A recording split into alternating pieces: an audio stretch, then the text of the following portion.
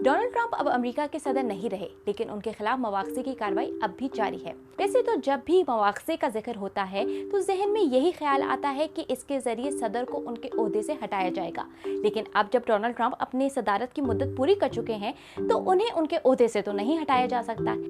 ऐसे में बहुत से लोगों के जहनों में ये सवाल उठ रहा है कि आखिर इस मवाख़ज़े का क्या मकसद है। अमरीकी आइन के तहत अगर किसी सदर या नायब सदर के खिलाफ मवाख़ज़े की कार्रवाई मुकम्मल हो जाती है और अमरीकी सेनेट उन्हें मुजरिम करार दे देती है तो सदर को 2 किस्म की सजाएं दी जा सकती हैं। नंबर 1, अगर उनकी सदारत की मुद्दत अभी बाकी है तो उन्हें सदारत के ओहदे से फौरन हटाया जा सकता है, और दूसरा ये कि उन्हें मुस्तकबिल में सियासत में हिस्सा लेने और किसी भी अवामी ओहदा रखने से रोका जा सकता है। इसलिए अब डोनाल्ड ट्रंप के मवाख़ज़े का मकसद उन्हें ओहदे से हटाना नहीं है, बल्कि उनको मुस्तकबिल में सियासत में हिस्सा लेने से रोकना है। सदर का मुआवजा कब किया जाता है?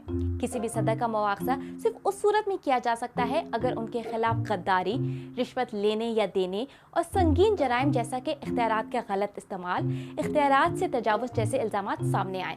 अगर किसी सदर के खिलाफ इस किस्म के इल्ज़ामात सामने आते हैं तो सदर के खिलाफ मवाख़ज़े की कार्रवाई का आगाज़ ऐवान नुमाइंदगान यानी हाउस ऑफ रिप्रेजेंटेटिव्स में किया जाता है, जहां सदर के खिलाफ इल्ज़ामात का तयन करने के बाद मवाख़ज़े के लिए वोटिंग की जाती है। ऐवान नुमाइंदगान पहले ही डोनाल्ड ट्रंप का मुआवजा कर चुका है।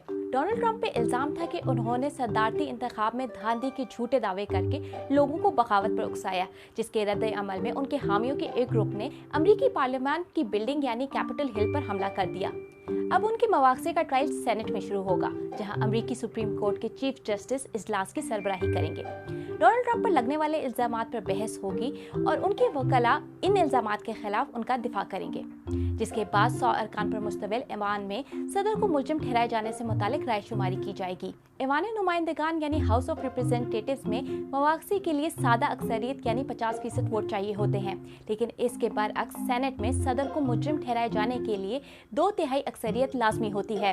इस वक्त सेनेट में 50 नशस्तें डेमोक्रेट्स के पास हैं, जबकि 50 ही नशस्तें डोनाल्ड ट्रंप की अपनी ही पार्टी रिपब्लिकन्स के पास हैं, जिसका मतलब ये है कि सदर ट्रंप को मुजरिम ठहराए जाने के लिए जो 2/3 अक्सरियत चाहिए, उसके लिए लाजिम है कि डेमोक्रेट्स के 50 वोटों के अलावा सदर ट्रंप की अपनी ही पार्टी के 17 अराकीन उनके खिलाफ वोट दें।